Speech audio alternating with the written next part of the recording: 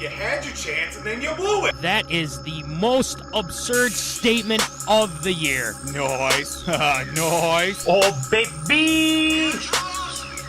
I'm in my zone, I'm feeling it.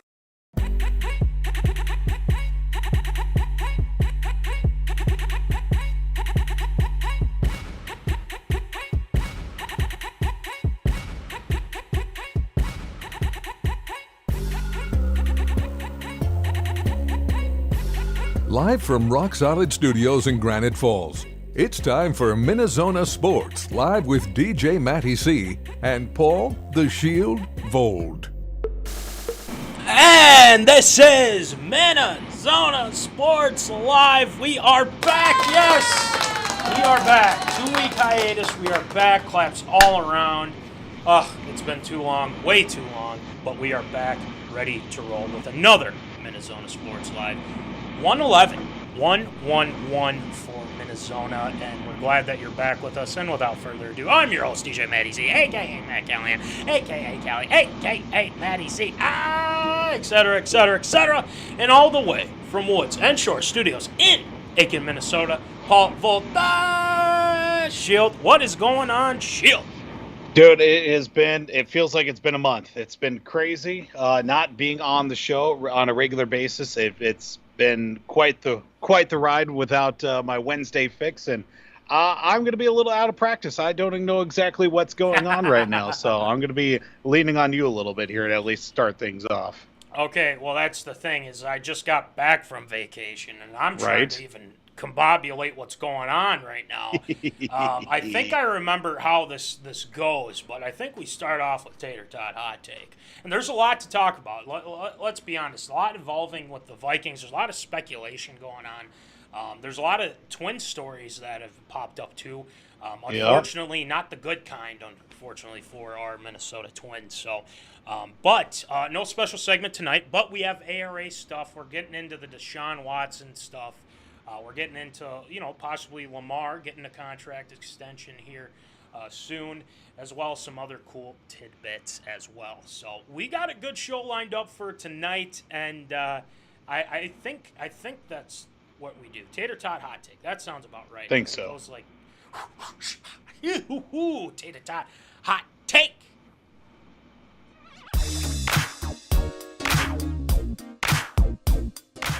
Fresh out of the oven, it's Tater Tot Hot Take.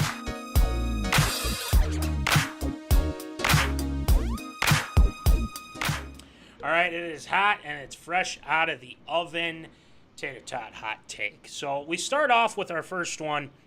It starts off as anybody but Baker. Now, why Seriously. is that? Why is that? Now, a lot of people would say, well, this was just an article that got posted and, things like that.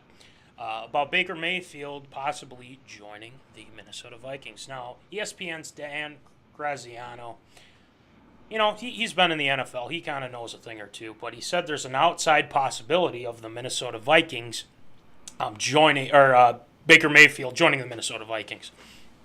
And a lot of people kind of losing their minds over it. There's Vikings fans that are not in favor of it. Raise my hand a little higher. But there's that, and there's a lot of people that think, well, financially it would make sense, and this and that and that and this. So let's just start off with our thoughts here on this whole aspect, and then we'll kind of get into the details of this whole thing and how I think it's just a terrible idea. And I'm not blaming Vikings officials for having this go out and whatnot, but then again, this is one guy just saying, like, hey, there's an outside possibility Baker Mayfield could be with the Minnesota Vikings. I'm going to pass that off to the right and say, screw that. I'm good with Kirk, but I'll get into that in a second. Voldy, what are your overall thoughts on this whole thing? It's kind of been around the Twitter sphere and things like that. People have opinions on it, but Voldy, what are your thoughts?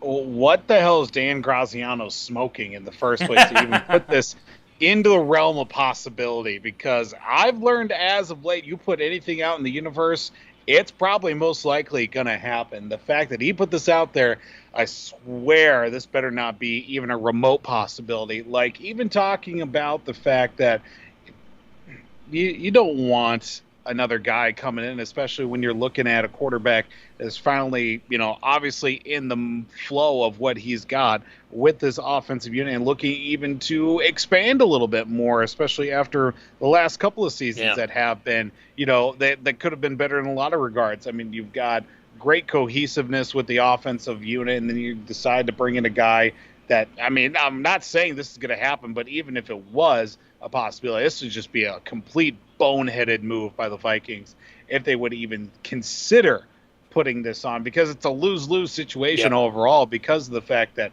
it's probably going to be more of a loss for the Browns if they would, because Lord knows that whole situation with the other quarterback on their team, foreshadowing more to come with Absurd or Approved here tonight with Deshaun Watson, that whole situation too.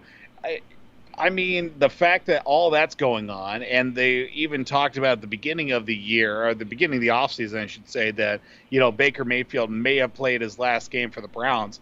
I mean, those, for better or worse, those two need each other, is the thing for the Browns and Baker Mayfield compared to anybody else, because beyond that, ain't going to be a whole lot of good coming out of Cleveland for a while with the situation they're in right now. But at least for the Vikings side, I don't know how or why this was even brought up in the first place. It's more of a likelihood that Baker would end up in Carolina before he would ever end up with the Vikings. I agree, and it's one of these things where this was blown up on the social medias, and how there's some people that would be in favor. I know a couple people that are in favor of this type of thing, because it's financially, it makes sense and things like that. But Baker wants to be a starter. Let's not forget that. Baker wants to be a starter in the NFL. He doesn't want to be sitting behind someone. And like you mentioned, Carolina's still, I'm still kind of surprised that they're not making a bigger push, because that Right. seemed like that was going to – I think it was the draft. It was either during the draft or after the draft that was going on. But this doesn't make sense. And I know people wanted to say that, well, Baker was hurt last year and he just didn't have a lot of he didn't have a lot in the tank to keep going, especially with those injuries. I don't care. And I think the year before that, they did go to the AFC division. I think it was divisional, if I'm not mistaken. Divisional game against Kansas City and gave them a run for their money, rightfully so. They did. But a lot of that has to do with their running game, their defense. Their defense is good. Not saying that I'm not saying Baker Mayfield's a scrub, because he's not. He's not a scrub. I just don't. This match does not make sense. I think that Mayfield on this team, I wouldn't trust him as a quarterback. And to be honest, I think he can be a little controversial. And I think that's something to factor in there too. But let's be honest. Kirk Cousins is our guy. And Easy A says it in his comments right here. Nope, no thanks. We have Kirk Cousins. So next.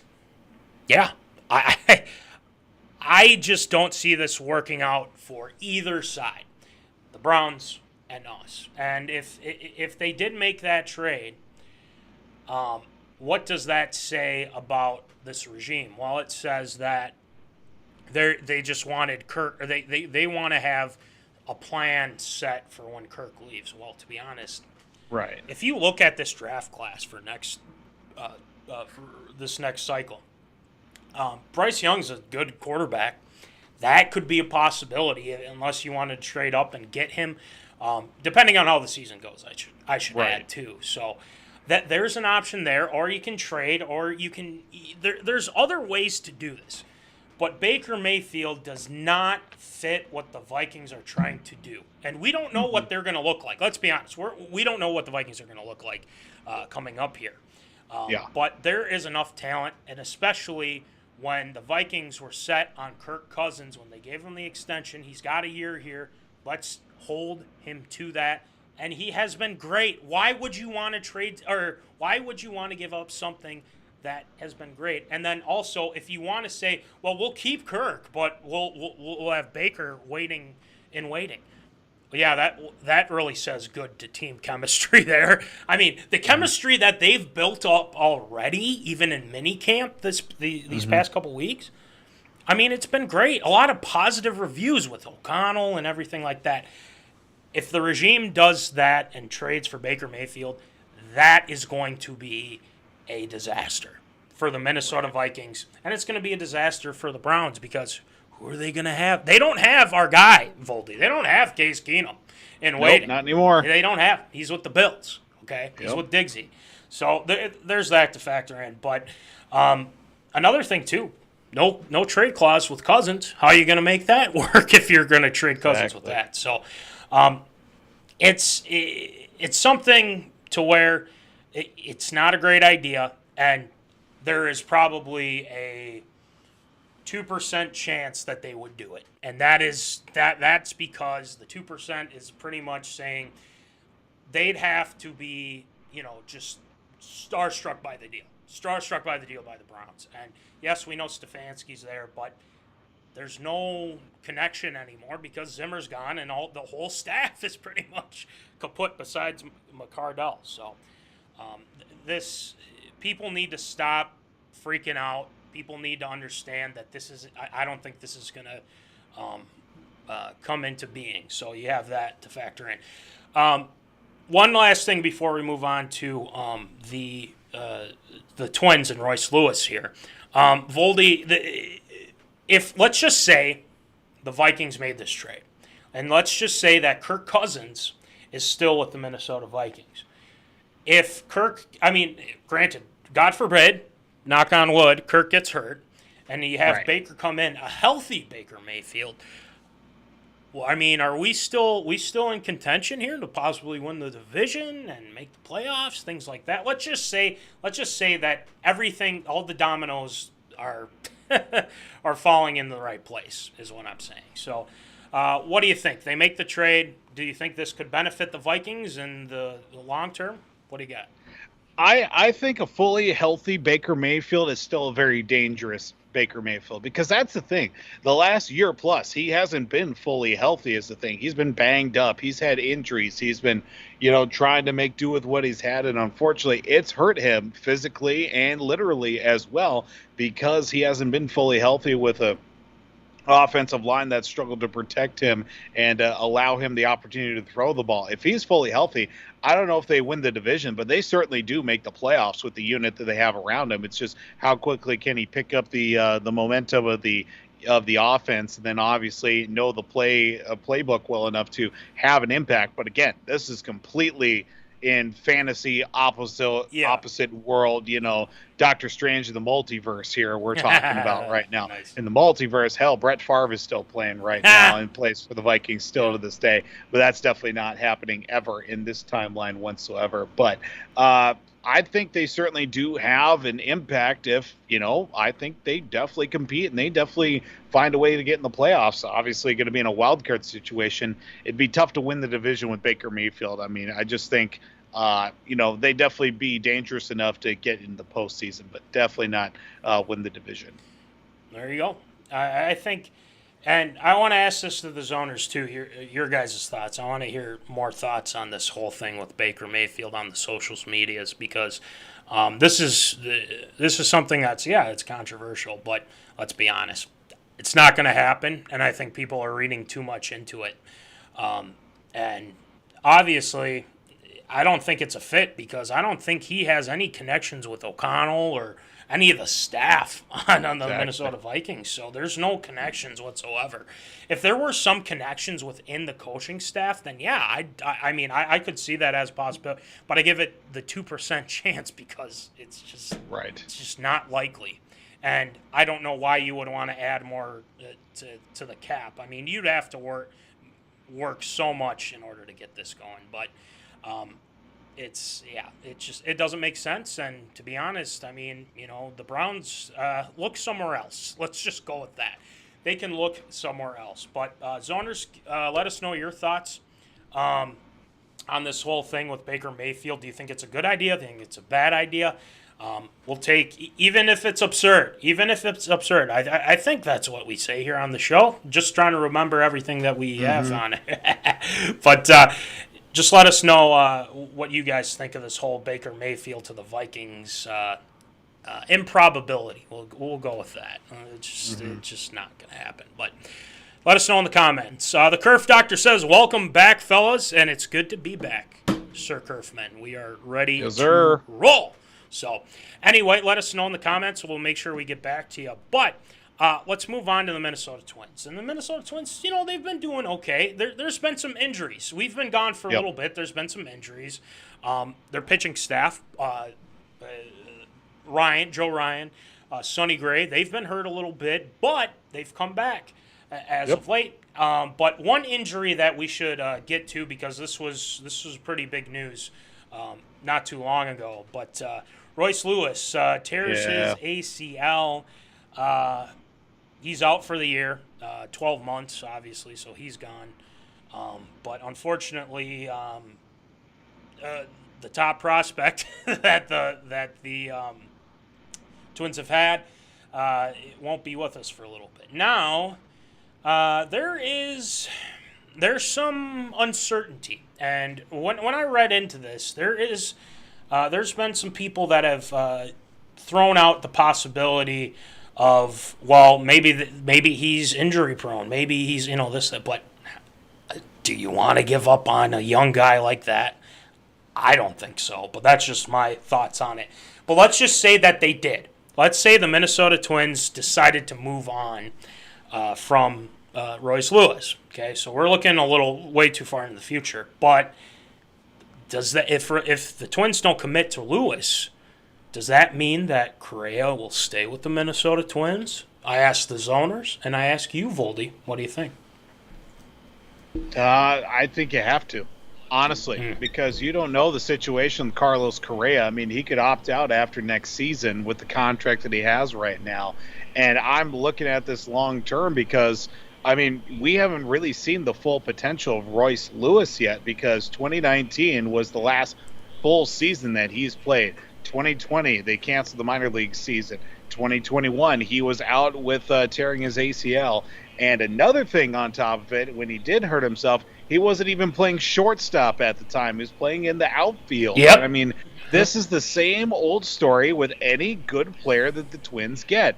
Oh, he's an athlete. He can play any position. No, just because you're an athlete doesn't mean that you can do it all. They put him in left field. They put him in center field. They put him at third base. Like, yes, I understand from short to third. Yes, that's a little bit more. Why do the Twins consistently think that any idiot that they have on their team and in their system can play the outfield? I think it's an insult to all the guys that are coming up for them that are actual outfielders. Like, back in the day when it was Kepler, Kirilloff playing the outfield a little bit. Nick Gordon, he is an infielder by trade, but he can hold his out in the outfield as well. But this is karma is what it is with Royce Lewis tearing his ACL once again, playing in a position that he wasn't, because of the fact that the Twins have such great minor league players and such a promising player that, Royce Lewis, wasn't terrible. He certainly held his own, and he made a lot of good plays, had a few hits here and there, and made some plays while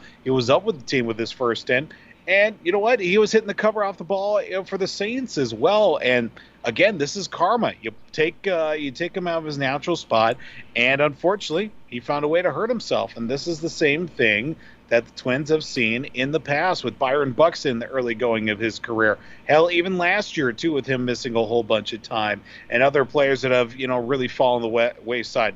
Joe Mauer, obviously, with his lower leg issue back in the day. That's why they moved him from out behind the plate to over to first base. And anybody and everybody that's even been remotely good for the Twins has played at least two other positions in their career as well. So I'm just sick and tired of it having to happen. And Royce Lewis, I really thought he was going to be the ticket, especially with Correa being down, with injury, and when he got his first stint with the team too.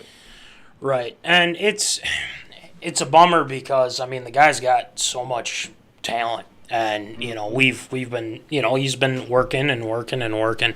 The hope is that he'll be able to get over this. He's gone over it before. This has happened again. It's like, well, he's injury prone. Can we keep him at one position? How about that? Keep him in the infield at least.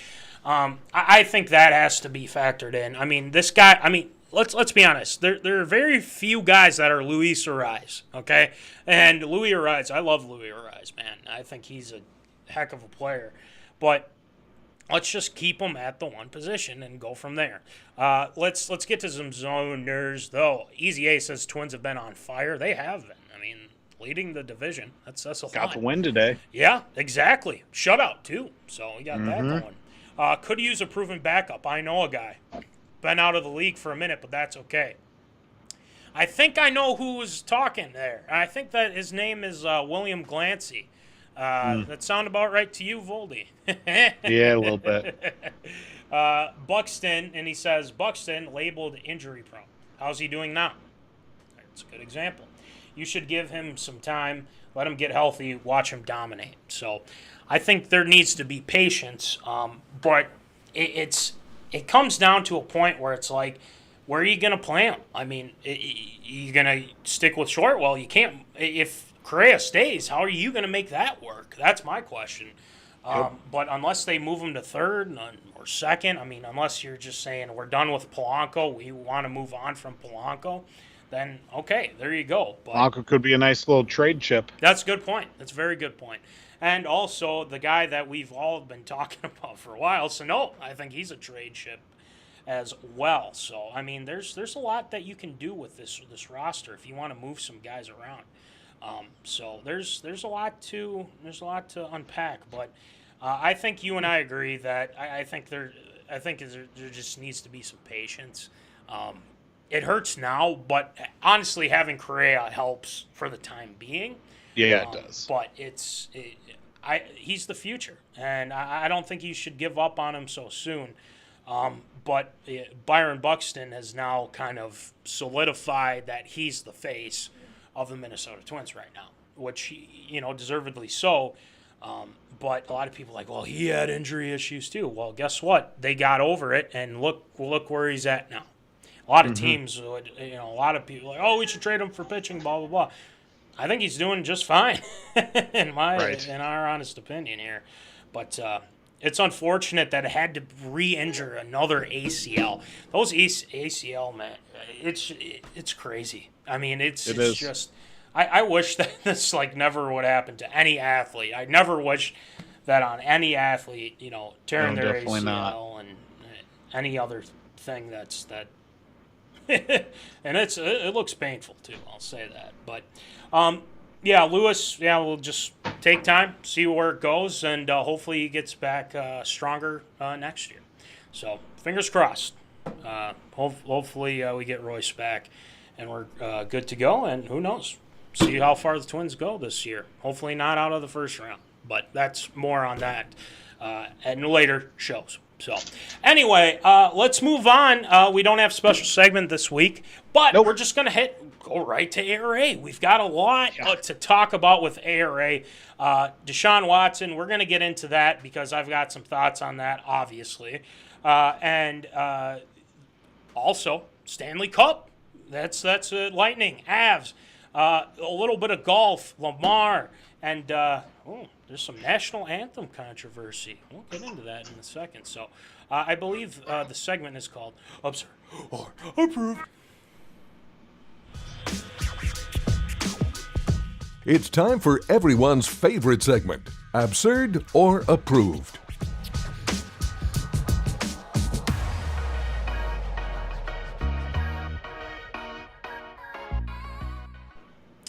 All right, it is time for Absurd or Approved. So, Voldy, why don't you rattle them off for us, please? Well, we start off with a bit of a interesting situation. We kind of mentioned a little bit with our Tater Tot Hot Take and talking about Deshaun Watson and the Cleveland Browns. Obviously, a guaranteed deal right now where he's sitting at over $230 million. That's fully guaranteed as it currently stands.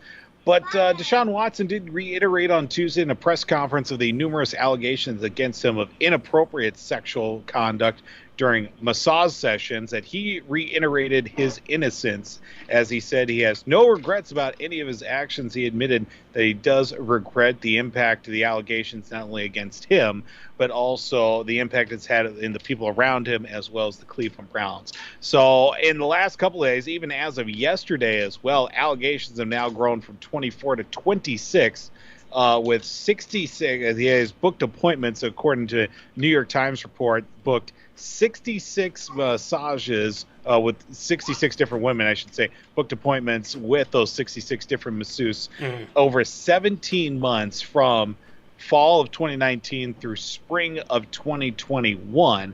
So average about just a little over 3 massages a month with 3 different masseuses as well. This is all taking place when he was a member of the Houston Texans. But looking at the situation, I know that this is one thing that has many different holes to it as well and different angles to go with. Is it absurd or approved that with all the allegations and possible legal implications, with all the different trials that could take place, and even more allegations have come out in the last day or so, could the NFL step in and place Deshaun Watson on the exempt list, and what kind of impact that would have on the league itself?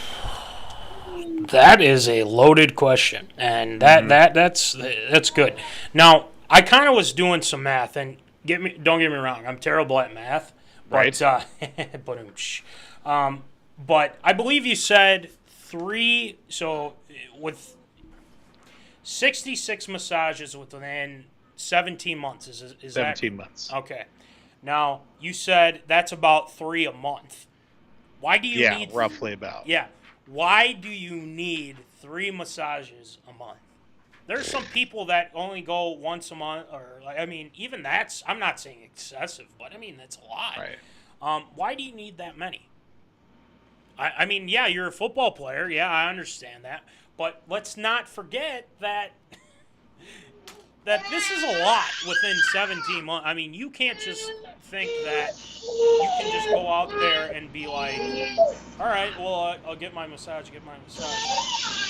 But all of a sudden, we find out that there's more allegations. There's more women coming out and saying he was doing some, all this stuff.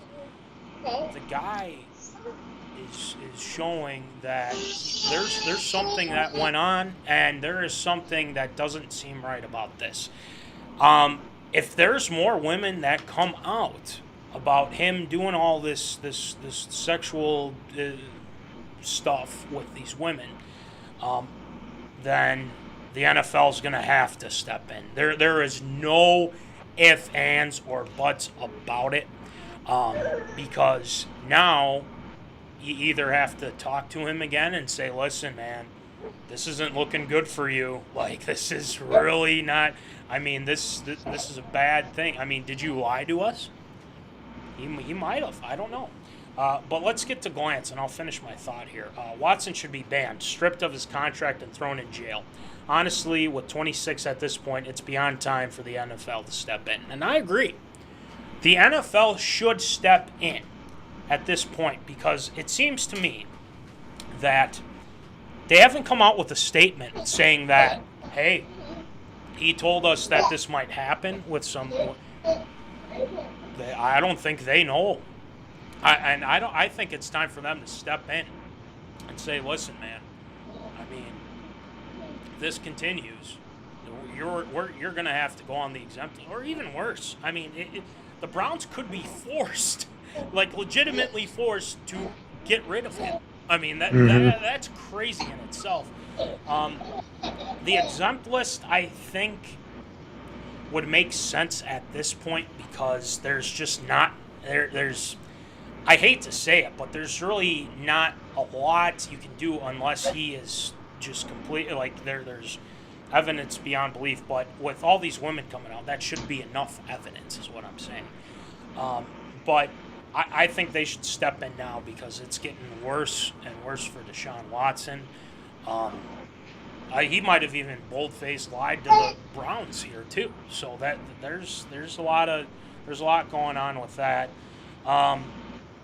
I think it's absurd that they haven't stepped in, and the comments that he made, he has no regrets.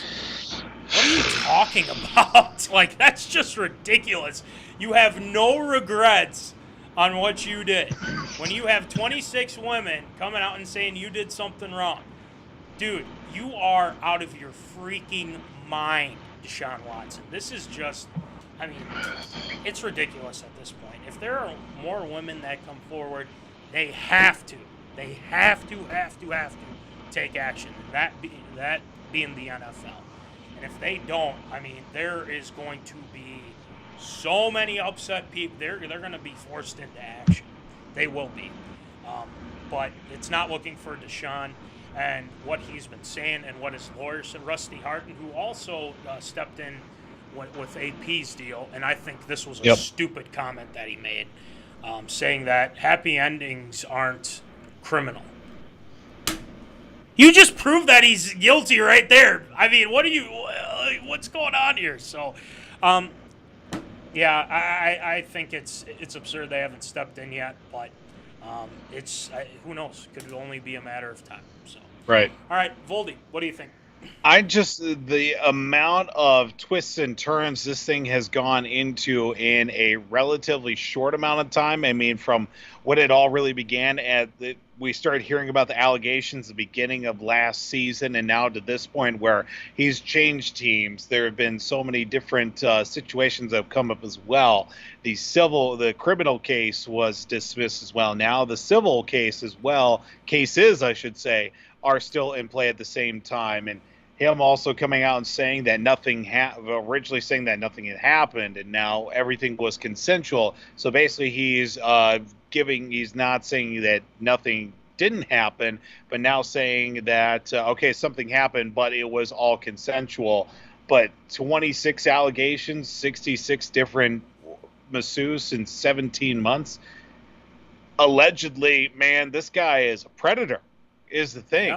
I mean, if you look at the grand scheme of it all, I mean, this is some very interesting tactile type. I mean, the guy is just, it's crazy. The fact that this is still happening, even if there was a sniff of an allegation past situations as well, the NFL would have right in there to put a guy on the exempt list. But the fact that this isn't happening right now, that he wasn't on the exempt list prior to the start of last season and letting everything play out, I don't know what the NFL is doing. If they're trying to load up for a big possible situation where they bring the hammer down and basically blacklist them, officially blacklist, not like Colin Kaepernick blacklist, but officially put it set in stone that this SOB is, banned from the game itself.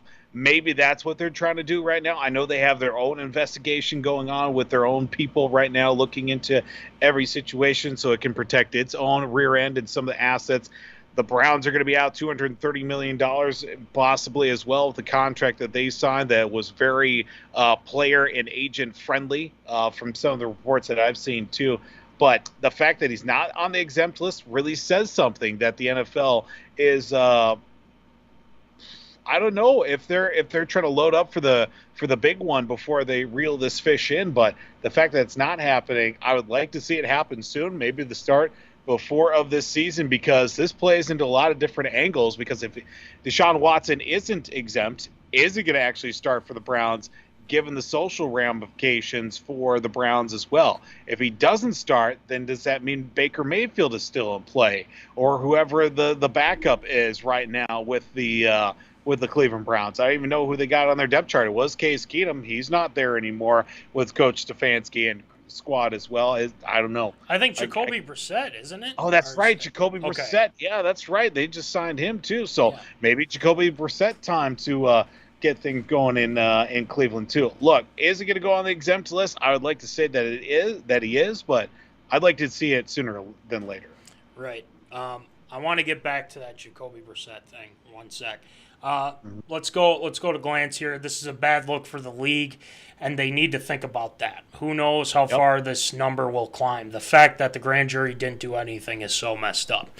And who knows? Maybe he held, some cards and, made some deals behind closed doors. I mean, that is not out of the realm of possibility, because a lot of this stuff is shady as hell. It's shady, man. But Jacoby Brissett, part of the Tom Brady clipboard holders as well.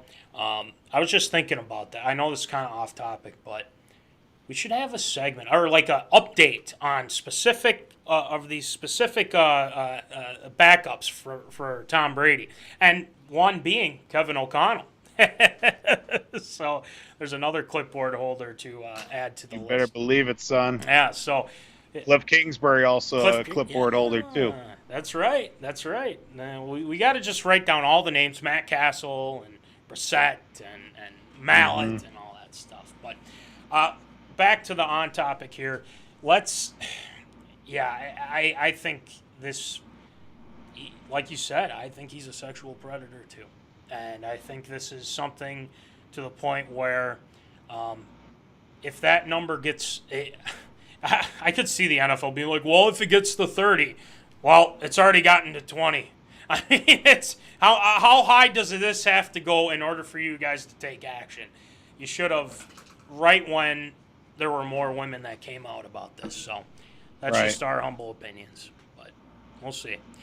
All right, next one, Voldy. Well, we jump right into Stanley Cup finals that are kicking off actually as we speak. Puck drop was probably about 10-15 minutes ago, as it'll be the two-time defending champion Tampa Bay Lightning taking out the boys out at Mile High in Colorado. The upstart Colorado Avalanche, as they have been a hot team. And, well, Tampa Bay's had a little bit of time to cool off as they got their series done relatively. And actually, no, it's the other way. Colorado's had some time because they swept Edmonton in the conference final. Well, Tampa Bay had to play the hard way to get to this point in the Stanley Cup final as well. But they're the champs. They're two-time defending champs. Looking at the matchup, all the X factors, goalie situation, high-powered offense against a Grizzly defensive team in Tampa Bay. Who do you think is going to win the Stanley Cup final, and who's going to bring home the Stanley Cup this year? Ooh, this is a tough one because I think from the start of the NHL season, a lot of people were predicting the Lightning would be back again. And I was like, oh, I don't know. There's some pretty good teams that are. I mean, who would have thought the Rangers would have gone as far as they did? But they're gonna be a tough team coming up here these next few years too. But the Lightning are back, and a lot of people were picking the Avs. So this makes sense that these two teams are definitely, I'd say, the two strongest teams in the NHL. But out of necessity, and there's obviously with some bias here. I mean, you don't want to see the Lightning win another cup here. I mean, obviously, is it back to back to back? If I'm not mistaken, for the Lightning, or is it back to back if they win? Right? Okay. No, it'd be 3 in a row. 3 in a row. They've already won crap. 2. That's insane. That's insane. But I gotta go with the Lightning, man. I don't want to see the Minnesota Wild's big rival, I should say, the Avs, win another cup. But they're good too. I mean, they're good. I think this series is going to come down to 7 games. I think it's going to be that good. I think Colorado's got a legit shot. I mean, they've got speedy guys. They have speed all around. But the Lightning can match that too. So it's definitely the two best teams that will be fighting for supremacy here. And I think the Avs will give them their best shot, and I think they're gonna give Tampa a run for their money because I mean they've been playing well all year. Granted, I mean the Wild did beat them a couple times, the Avs. So just saying, but we'll see. But yeah, I got the Lightning. I'll go Lightning in 7. I'm gonna go Lightning in 7. So I'll go with that. So I'll go with Tampa Bay. They get the 3-peat, but next year, Minnesota. What? No, I'm just kidding. We'll see. But just want to throw that out there. All right, Voldy, who do you got? Well, newsflash, it's already 2-0 Colorado in the first period. Geez. So the Avs are. That's the one thing I was going to look at, especially with it being such a younger team compared to, well, I should say so much younger, but they definitely have age on their side in Colorado. They've got Landeskog, they've got the Nate Dogg and Nate McKinnon as well, and they got a relatively younger squad compared to the grizzled veterans in Tampa Bay, but Tampa Bay's been there, done that twice, so it may come down to which team's got more steam at the end of it all. But I honestly think it could be one of those games where we've seen a lot of high-scoring playoff games this year. It could be coming down to which team's goalie gets hot right away. I mean, Darcy Kemper, former Wild goalie for the Avalanche. You've got also Vasilevsky for the Lightning as well. Those two guys are going to be my X factors right there. But I mean, Tampa Bay has played a lot of games. They went 7 in the first round. They swept Florida. They won 6 games against the Rangers as well. Well, on the other side for Colorado, I mean, they got done in relatively quick fashion in the conference final. But they swept Nashville. They went 6 against St. Louis and then ended up sweeping Edmonton as well. Yeah. So they've had time to rest between their series, but I think I'm looking at the goaltending situation. Honestly, in this whole Stanley Cup final, I wish neither team would win. I hate Tampa Bay. I hate Colorado with a passion as well. I'm looking at some of the guys that I'm looking at these teams and like, okay, who deserves to win a Stanley Cup because they've been in the league so long and they just need something to go their way. I'd like to see Tampa Bay do it one more time, make it 3 in a row.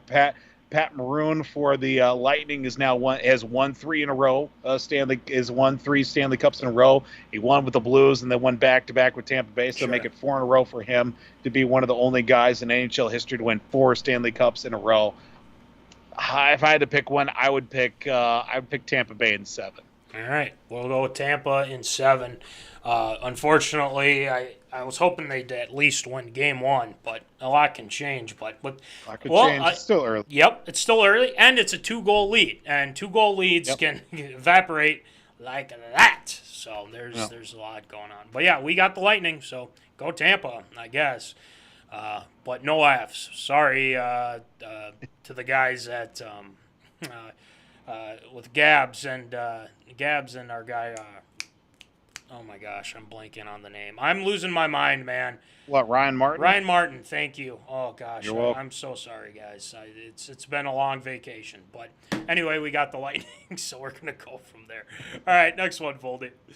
Well, we head to the world of golf as over the weekend the LIV Golf Tour, officially opened its doors for business with their inaugural invitational in London. And, there's a few people that weren't in attendance, one of them being good old lefty himself, Philmickelson, as he was let go from that competition, staying with the PGA Tour. And, now he had to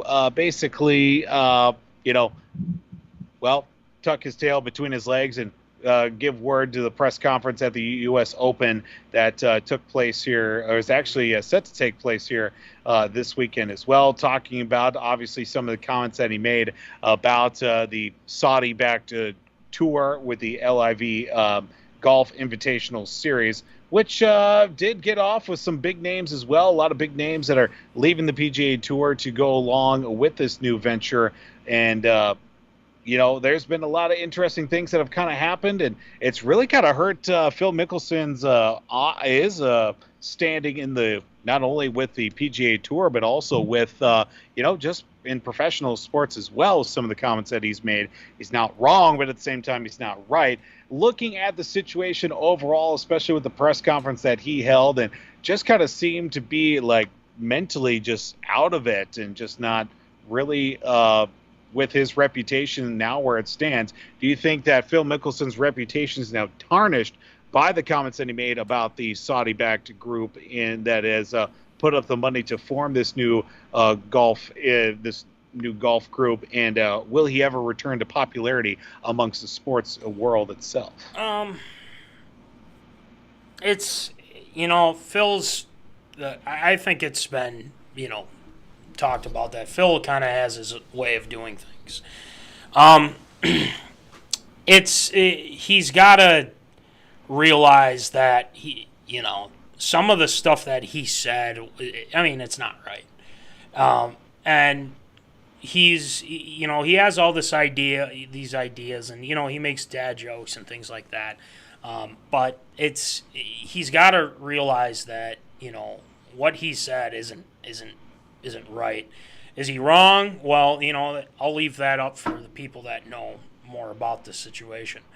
But it's one thing to say that, but then with the PGA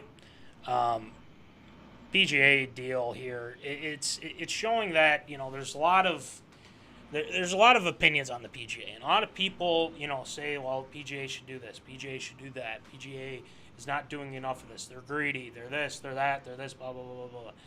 But now you have people that are leaving for this event, and people not being able, or players not being able to go into those tournaments. He's tail tucked between his legs type of deal, like you were saying, and I think he can. I think people can forgive, and I don't think they'll forget, but I think it is tarnished.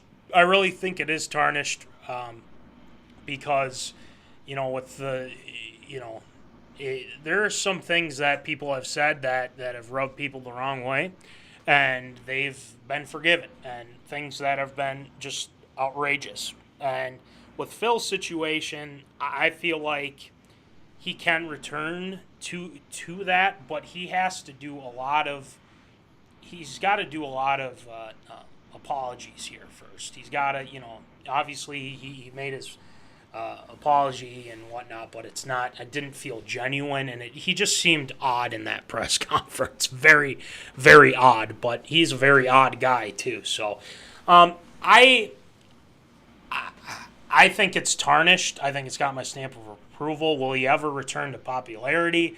That's up to Phil. I think that's totally up to Philmickelson at this point. So we'll see what happens. But Phil is walking on thin ice. I think we can all agree on that. Voldy, what do you think? Yeah, I think it's kind of a lose-lose situation right now for Phil. I think no matter what is said and what he tries to do to get back into good graces of people, there's going to be the other side that is going to still knock him down a peg or two. And unfortunately, what's been said and also things that have been done leading to the situation of this new group that people are coming back and forth to play with the PGA and the LIV too. I think it's just again, it's a lose-lose situation. He says he still plans on playing in the U.S. Open this weekend, maybe even the British Open as well coming up in July. But yeah, I just don't know if this is going to be something to look back on. It's one of the things that could potentially lead to maybe 10, 15 years down the road that you look at like, oh yeah, that happened. Ooh, that was kind of a bad situation. I don't know if it's going to be to the full scope of maybe like Johnny Depp, Amber Heard type cancellation for both of them. But this is what I like to call a soft cancellation. Like people getting canceled left and right. I'm trying to think of a person who's been kind of soft canceled, be like, we acknowledge that they're still there, but we're not fully talking about them. This is what's going to happen to Philmickelson right now. Like, we know he's still there. He's still doing his thing, but it's not like, we're not going to put a whole lot of stock into it right now. So it's going to be, I'm sure if I ask creative consultant Mrs. Sarian Tewsvold, she'll know exactly who I'm talking about when I talk about a soft cancellation. Maybe we'll talk about that in ShieldShoutouts or something. But yeah, I just don't think there's any good way that Phil can recover from this right now. Yep. And I think it's shown, hey man, I mean, you can't just say something and think, well, that's just my opinion. You're just going to have to take it. No, this is a different time and place now. This isn't, you can't get away with things like that now. And you can't say things like that. So we'll see. But yeah, I agree with you. I think that Phil is tarnished, and how he's going to, it's up to Phil how he wants to figure that whole thing out. So, all right, next one, Voldy. Well, we jump right back in the NFL here, talking about the return of Lamar Jackson, former MVP of the league, as he reported for his physical Monday to the Ravens facility, Baltimore Ravens facility, for the 3-day mandatory minicamp as well, with the offseason that's been loudly quiet, we'll say. There's been a lot of stock put into the whole contract situation, and yet there hasn't been a lot at the same time. Both sides know that, hey, we're going into the final year of a deal here. What are we going to do about a contract? But at the same time, Lamar Jackson and the Ravens aren't putting a whole lot of best foot forward on making this situation happen overall. Obviously, this is the first time that Lamar Jackson's been on the field with his teammates all offseason as well. Of course, he was on the field back in December when he limped through practice, missing the last 4 games of the season with an ankle injury as well. The 2019 MVP also did have to get a little extra work in. He did do some throwing sessions with the likes of some of his teammates and James Prochet, Rashad Bateman as well, former Gold Gopher in Florida and in California as well. But still, OTAs, he wasn't there to work with some of his teammates and also get a little bit of extra work before the start of the season. But, I don't know if that's just a power move because of the whole contract situation, or could it potentially be that he just didn't want to be there. But is it absurd to approve with a new extension that will get done with Lamar and the Ravens before the start of the season? I think there's a strong possibility. And the reason why I say that is because there hasn't been any, ill will, I feel like, with this whole contract situation with Lamar Jackson. It seems like he's handling it the way that it should be handled, and some people don't handle it well. Let's be honest. With the Deebo Samuel situation, I mean, that's a whole ordeal going on there. But let's not forget that Lamar Jackson he's a dual threat. He can throw. I think he's a better runner than he is a thrower, but he's a smart guy. And the system that he's in fits.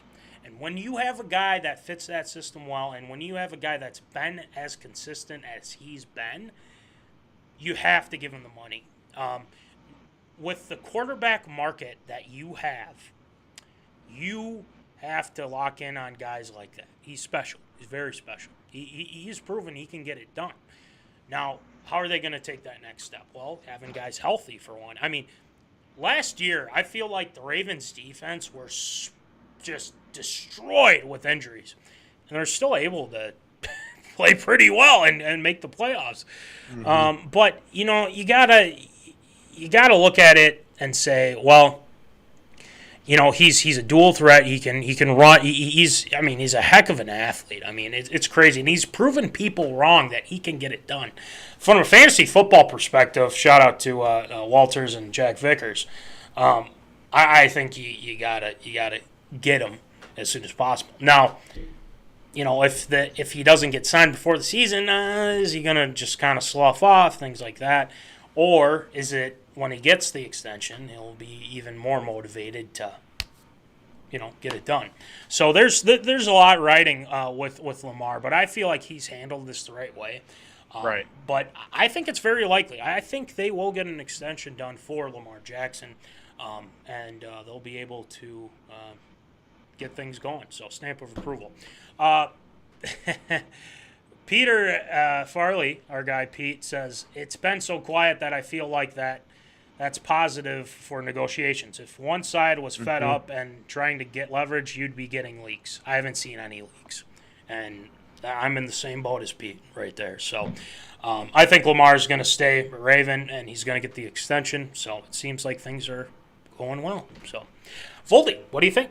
Yeah, I think the less talk, the better, I think, for both sides. And like Peter did mention as well, the fact that we haven't heard a whole lot about it probably is a good thing, especially for Lamar, because he's not pulling an Aaron Rodgers and talking about, well, you know, whether the deal's going to get done, whether I decide to leave, whether I decide to stay, yada, yada, yada, this and that, details of my contract, I've done this, I've done that. I feel like it's just going to work itself out. That's what my gut feeling is telling me, because, you know, we've seen what Lamar has said in the past, and, you know, he obviously wants to bring this team to Super Bowl and definitely wants to do his part for the city that took a chance on him. And obviously him being missed by so many teams when he got drafted, he definitely has that chip on his shoulder too. And I would not be afraid to see that happen for him and for the Ravens too. But looking at it, will it get done before the start of the season? I could definitely see it happen before the season. Maybe a couple games into the year, see how things kind of work out. Yeah. You know, his playing ability speaks for itself. You know, was there a down year this past year? Sure. He took a few more hits. He got banged around a little bit. That's bound to happen. I mean, we're going into year 5 with this with him at the quarterback helm. He knows this offense and was trying to get settled in with a new offensive coordinator as well to see, because now he's got a group of receivers and a bunch of teammates as well that are looking to prove something, because in the past few years he had a couple of seasons with much of those receivers and the running backs as well to get comfortable. It almost seems like he's starting from scratch, especially last year. It seemed like he was starting from scratch with some of the guys that were in that unit for him offensively. Now it could be a breakout year for him again. We'll have to see. Could it get done before the start of the season? I'll say it's got my stamp of approval. Yeah, and I think I also think too that what I've said before with Lamar is that he's a different type of talent.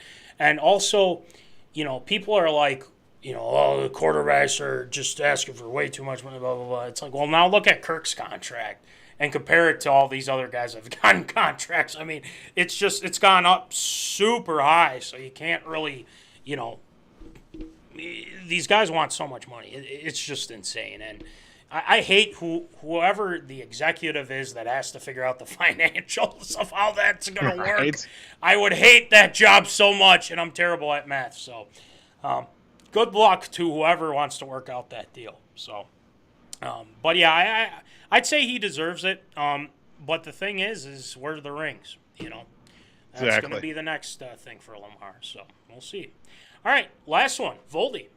Before we get to our last story, we finally Yes. figured out the name that I was talking about that got soft canceled, according to Mrs. Sarah Ann Tusvold, creative consultant for MinneZona Sports Live. It was Chris Pratt. Chris Pratt that I was thinking really? Oh, okay. got the soft cancel. Yeah, made those comments about he just had a kid with his new wife, and then he's already got kids with his ex-wife, and basically putting the new kid on a pedestal compared to the other kid. Oh, interesting. Yeah, people weren't very receptive to that. That led to a soft cancellation as opposed to a full cancellation, like basically anybody that's been canceled as of late.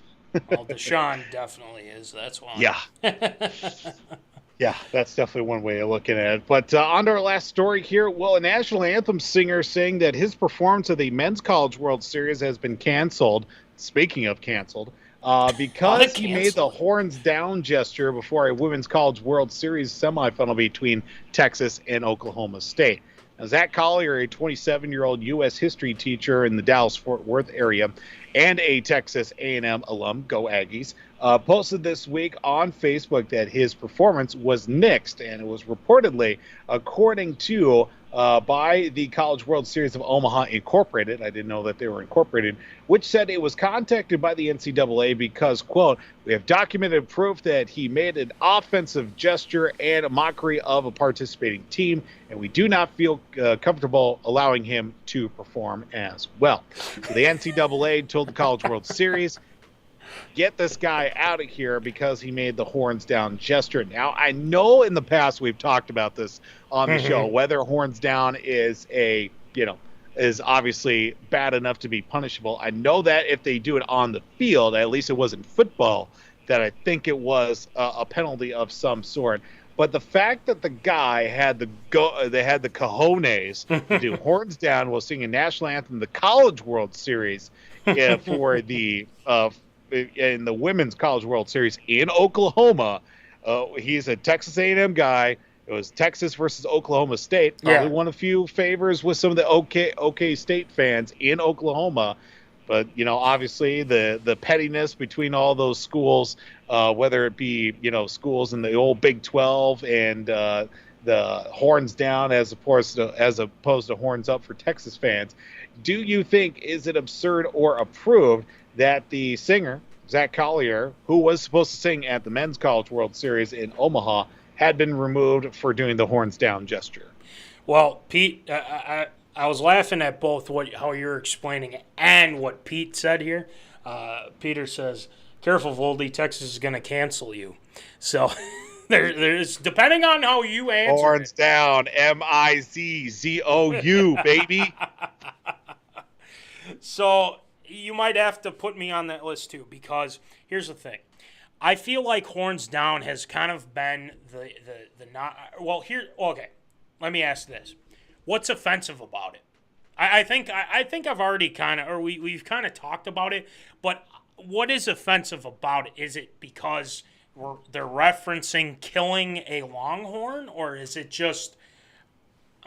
I mean, I don't know. I mean, why is it offensive? Is my question. I mean, do you know Voldy before I answer this? I mean, what do you got? I mean, it's just completely ridiculous that, horns down is like a cultural thing, man. The fact that people are still doing it to this day. I saw it at least 4 times in the past week and a half of, especially in the regionals, super regionals for the baseball national tournament and everything. Yeah. At least 3 or 4 guys went horns down, and nothing happened out of it. They didn't get kicked out of the game. Of course, it was probably the end of the game, too, so that's why they did it, too. But lots and lots of people have done horns down the past week. They didn't get kicked out. They didn't get fired from their jobs or suspended anyway. Look, horns down is going to go on no matter what. You can say exactly punishable. You can say that, you can come up with situations like this where people have been removed. Look, the NCAA's got bigger things on their hands right now, trying to make sense of the whole NIL deal. Once again, it continues to divulge itself into a bigger hornet's nest than they probably couldn't even imagine to begin with. The fact that they're crunching down on people going horns down in a setting where that horns down is probably going to get the most spotlight, they've got their eggs in the wrong basket, and they are staring at the wrong people in this one because they need to get their heads out of their rear ends. Horns down, baby. There you go. That's what I've got. I think it's completely absurd that the might as guy well didn't have get his- yeah. anything because he did horns down. Yeah. Well, it's good. I like the mix-up, or the change in direction. Have you go first. Because I'm with you. And it's got... The thing is it's about the rivalry. It's about getting... I mean, if... Let's just say, like, the Gophers... Let's just say the Badgers were like... You know... I think this would even be worse. Like, Badgers kill Gophers or something like that. I mean... Yeah, that's bad. But horns down. What like? What's so bad about that? That is my question. There is really nothing bad that you can put at this. This has been in college football, and people are still going to do it. Don't cancel somebody because they did the horns down. It's offensive. Well, no one has given anybody around a specific explanation why. And until somebody does that, then we'll see. We'll reevaluate. But as of right now, the horns down thing is still very popular, and you can take it away, but people are still going to do it. Now, let's get back to the matter at hand with this situation with Collier. He did the horns down thing, and it's, oh, this is an outrage. Are you kidding me? The guy, you took him away from an opportunity to do the national anthem. Because he did the horns down thing. Come on. What are we to get rid of that for this guy? And I believe his last quote at the end of this article here too, Voldy, is, if I'm going to do the horns down, I'm going to do the horns down. I don't think anyone's going to stop me from doing it. So, yeah, good for you. I'm very happy. Very happy for Collier sticking up for himself and say, look, I just did it. And to be honest, no one's come up with a good reason why. And then he makes a good point here, too. He says, I don't believe horns down is any more offensive than gig 'em or hook 'em or wreck 'em. Just saying. Sick 'em. So there's a lot going on with this. But, of course, it involves the NCAA. So justice for Collier. We'll go with that. Justice for Collier. But, hashtag justice for Collier. We could get it trending and then have him do like the national anthem of, let's just say, the NHL finals there, Stanley Cup finals. Let's do that. There you go. All right, we'll get that going for him. So, anyway, great job with ARA this week, Voldy. A little bit of a shortened show here tonight, but with being out 2 weeks, we got to get back to some Shield shout-outs. It's been too long. We got to get to it. There's a lot to shout out. There's retirements, things like that. Congrats in order. Unfortunately, there are some sad stuff going on as well, but we're going to get to it, and we're going to make sure that you guys get your fill of Shield shout-outs. Shield shout-outs.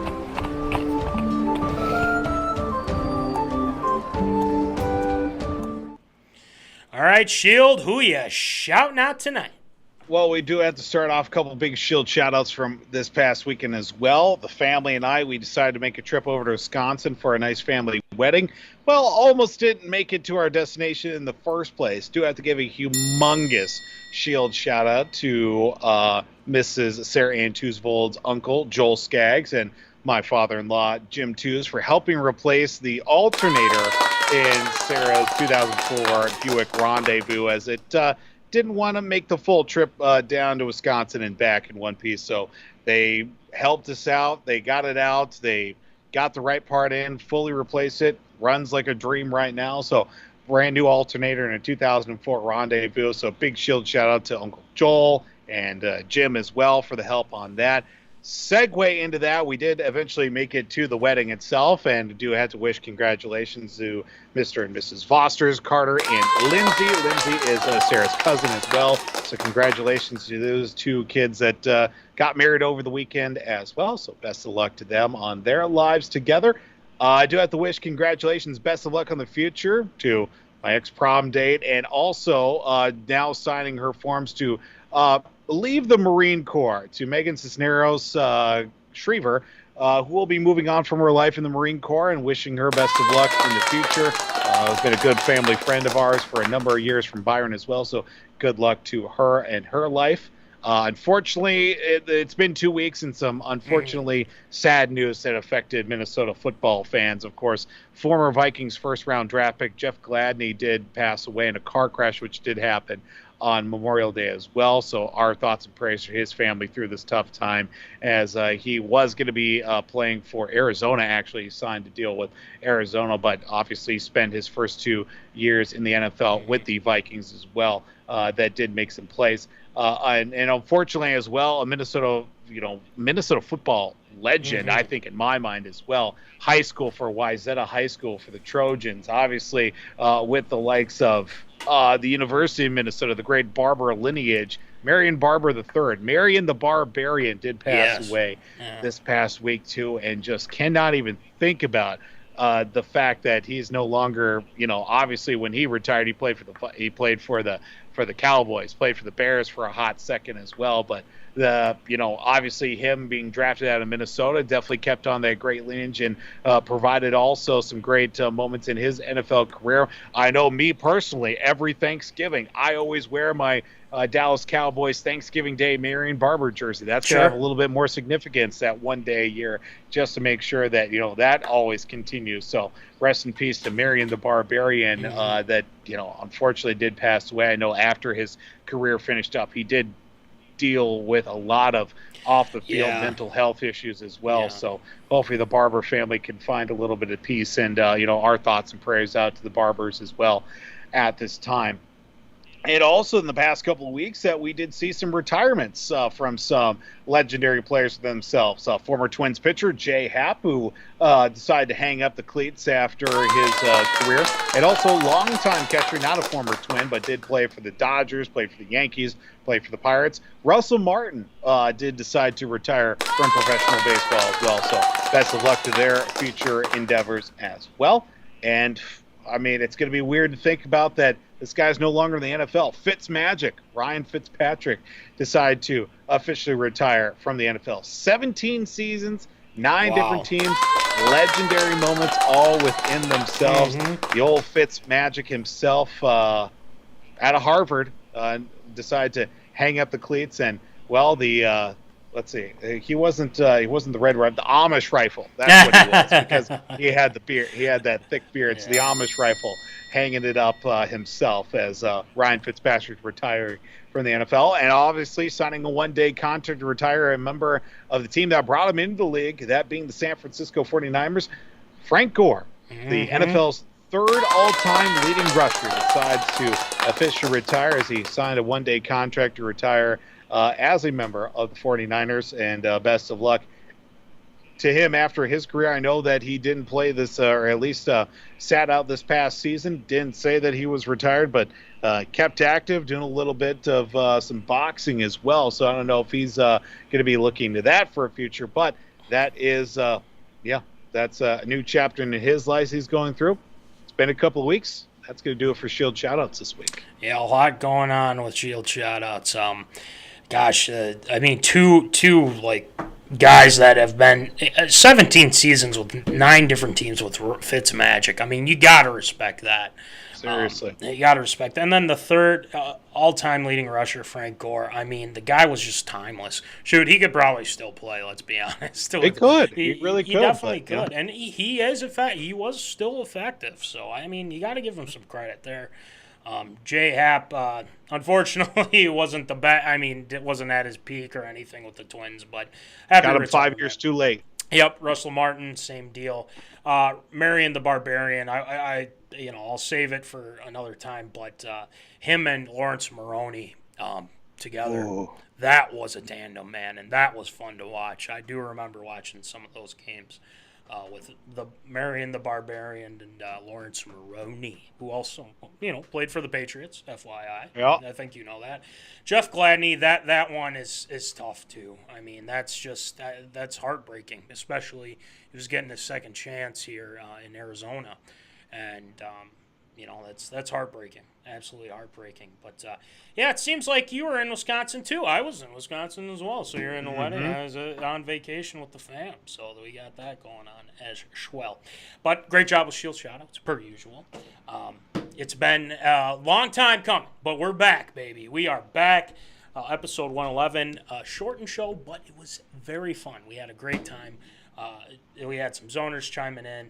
Always a great time with people going through. But anyway, we always end the show with a couple of things, and we've got some things, and you know those things. I believe you know what these things are. They are merch, people. They are stickers. We got plenty of them.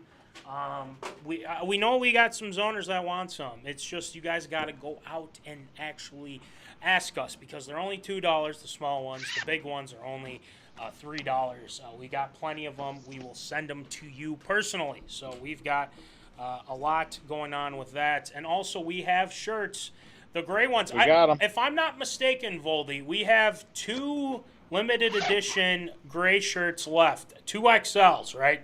Not XXLs, but we've got 2XLs. 2 extra larges in my possession currently. Gotcha. So remember, $20, $5 shipping. They're limited edition. If you want one, we got 2 XLs, extra larges, not XXL. So make sure you guys get those. And then we have the regular shirts, $20, $5 shipping, 5 out of 5 stars. People love them. People wear them. And also remember, if you need a hat, we've got hats as well. We got them. A couple left for hats, MinneZona hats. They're fantastic. They look fantastic. If you want one, let us know. Voldy's got it right there. Got 4 left. You do have 4 left. Okay, Yep, gotcha. I got 4 hats left. Gotcha. Get them while they're left. still here. Get them while they're hot, as we like to say here on MinneZona. And make sure you check out W2 Performance. Will Rattel, our guy Will Rattel. The Haas project has just been fantastic. Make sure you check him out at www.w2performance.com. And make sure you shout out our guy Will Rattel. The Haas project is going really well. And shout out National Fleet Graphic, Crown Rental, Tyler Knutson for the stickers. Shout out to Jack O'Keefe, Jack's Junkyard. And shout out to Breaking Into the League, Sam Gabrielli, and Ryan Martin. I'm sorry I forgot your name at the beginning, but I'm losing my mind, man. I just got off vacation. I'm tired. It's just how it is. I'm just kidding. I'm all right. But my mind is all messed up. Check them out on Spotify, Apple Podcasts. Check out the Victorious P.O.D. with Ryan Walters and Jack Vickers. They've got some things going on, and their fantasy input is starting to heat up. We asked them some questions on the Twitter sphere. Make sure you guys check them out as well. So we'll be talking with those guys soon, and we'll be talking with you guys soon as well. Yeah. We're back. We're ready to go. And we'll have some more fun. We've got some things lined up, and we're working on. And we'll bring to you the zoners because we can. So we had a lot of fun tonight, and we'll probably see you next week. So without further ado, remember, folks, keep in the zone. Holla. Thank you for watching MinneZona Sports Live. Join us Wednesdays at 7 p.m. for live show broadcast. And as Voldy likes to say, follow us on all the socials medias.